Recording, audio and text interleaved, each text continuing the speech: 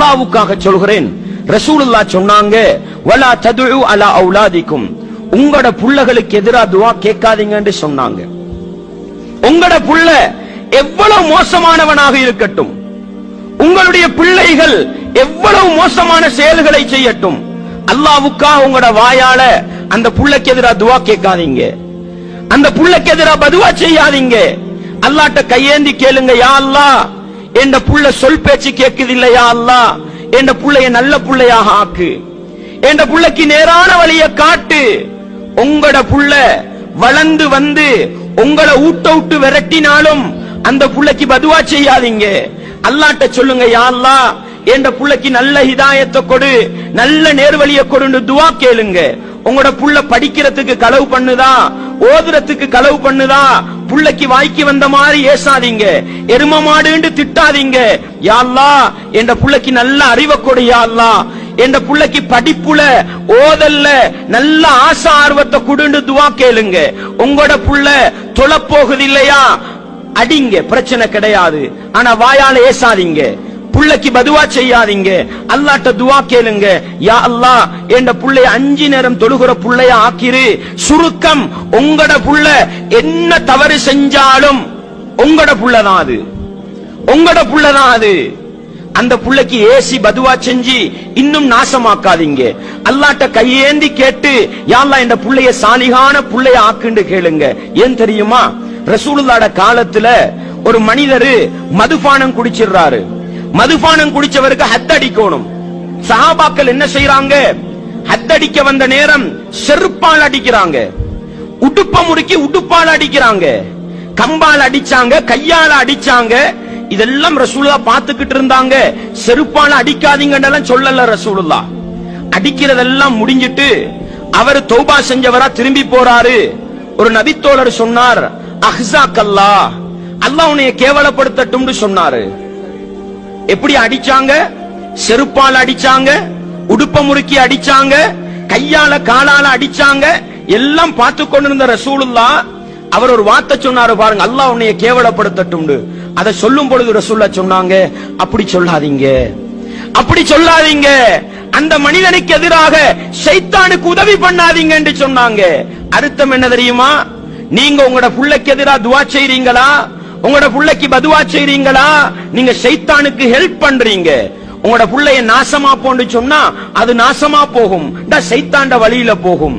அல்லாஹ்வுக்காக சொல்கிறேன், உங்களுடைய பிள்ளைகள் செய்கிற தவறுகளுக்காக பிள்ளைகளை பதுவா செய்து பிள்ளைகளை ஏசி இன்னும் இன்னும் நாசப்படுத்தி விடாமல் உங்களோட வாழ்க்கையில துஆ கேளுங்க. ரசூலுல்லாஹ் அல்லாஹ் அல் குர்ஆன்ல நல்ல மனிதர்கள் கேட்கிற ஒரு துஆவை சொல்லி தருகிறான். கட்டாயம் ஒவ்வொரு பெற்றோரும் பாடமாக்கிக்கங்க. ரப்பனா, எங்கள் இறைவா, ஹப்லனா மின் அஸ்வாஜினா வ ذُرِّيَّاتِنَا குர்ரத அயுன், இறைவா எங்களுடைய மனைவிமார்களிலும், மனைவிமாராக இருந்தால் எங்களுடைய கணவன்மார்களிலும், எங்களுடைய பிள்ளை குட்டிகளிலும் கண்குளிர்ச்சியை வைத்து விடு இறைவா. வஜஅல்னா லில் முத்தகீன இமாமா, இறையச்சம் உள்ள மனிதர்களுக்கு வழிகாட்டிகளாக வைத்து விடு இறைவா. இந்த துஆவை கேளுங்க. ரப்பனா ஹப்லனா மின் அஸ்வாஜினா வ ذُرِّيَّاتِنَا குர்ரத அயுன் வஜஅல்னா லில் முத்தகீன இமாமா. இந்த துஆவை மறந்துடாதீங்க.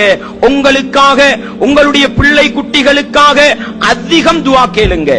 எல்லாவற்றுக்கும் மேலாக இங்கே குர்ஆன் மதரசாவிலே மௌலவி ஓதி கொடுக்கிறார், மௌலவி அலிஃபாவை சொல்லிக் கொடுக்கிறார். சில நேரம் உங்களோட வீட்டுல ஏபிசிடிக்கும் ஆனா ஆவண்ணாவுக்கும் கொடுக்கிற முக்கியத்துவம் அலிஃபாவுக்கு கொடுக்கப்படுறதில்ல. கொடுக்கப்படுதா? அல்லாஹ்வுக்காக சொல்கிறேன், அவங்க குர்ஆன் மதரசால ஓதுற மாதிரி ஓதட்டும்.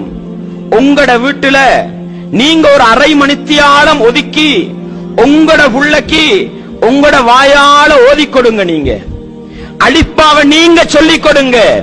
ரசூலுல்லாஹ் சொன்னாங்க, ஒரு மனிதன் மரணித்து விட்டால், இதா மாத்தல் இன்சான் இன்கதா அமலுஹு இல்லா மின் ஸலாஸ், ஒரு மனிதன் மரணித்து விட்டால் அவனுக்கும் அவனுடைய அமல்களுக்கும் இடையிலான தொடர்பு அப்படியே முடிந்துவிடும் 3 விடயங்களை தவிர. நீங்க மௌத்தா போனாலும் 3 விஷயத்துல உங்களுக்கு நன்மை தொடர்ந்து வந்து கொண்டிருக்கும். ரசூலுல்லாஹ் சொன்னாங்க, சதகத்தின் ஜாரியா, ஒரு மனிதன் செய்கின்ற நிரந்தரமான தர்மம், ஒரு கிணறு தோன்ற மாதிரி, ஒரு மஸ்ஜிது கட்டி கொடுக்கிற மாதிரி நிலையான ஒரு தர்மம். இரண்டாவது சொன்னாங்க அவ் இல்மின் யுன்தஃபஉ பிஹி, பயன் பெறப்படக்கூடிய கல்வியை விட்டுட்டு போறீங்க. நீங்க ஒரு புள்ளைக்கு ஒரு அலிஃபாவை சொல்லி கொடுத்தீங்க, அல்லாஹும்ம பிஸ்மிக்க அமூத்து வாஹியான்னு சொல்லி கொடுத்தீங்க. நீங்க மௌத்தா போனாலும் அதை சொல்ல சொல்ல உங்களோட கபருக்கு நன்மை வந்து கொண்டிருக்கும். மூன்றாவது ரசூலுல்லாஹ் சொன்னாங்க அவ் வலதின் சாலிஹின் யதுஉ லஹுன்னு சொன்னாங்க. பெற்றோருக்காக பிரார்த்தனை செய்கின்ற சாலிஹான ஒரு குழந்தைய விட்டுட்டு போனா அந்த புள்ள செய்யற அமல்கள் முழுக்க உங்களுக்கு வந்துகிட்டு இருக்கும். நீங்க மௌத்தா போனாலும் உங்களோட புள்ளைக்கு நீங்க அலிஃபா சொல்லி கொடுத்தீங்க, உங்களோட புள்ளைக்கு நீங்க சூரத்துல் ஃபாத்திஹாவை பாடமாக்கி கொடுத்தீங்க, உங்களோட புள்ளைக்கு நீங்க நல்ல ஒரு திக்ர சொல்லி கொடுத்தீங்க. நீங்க மௌத்தா போயிருவீங்க. உங்களோட புள்ள சும்மா குர்ஆன் எடுத்து என்ற உம்மா தானே எனக்கு ஓதி தந்தாங்க, அல்ஹம்துலில்லாஹி ரப்பில் ஆலமீன் சொல்லி தந்தாங்களேன்னு உங்களோட புள்ள ஓதும் காலமெல்லாம் உங்களோட கபருக்கு நன்மை தேடி வந்து கொண்டிருக்கும். சாப்பிடுகிற பொழுது புள்ள வலது கையால சாப்பிடு மகனேன்னு சொல்லி கொடுத்தீங்க.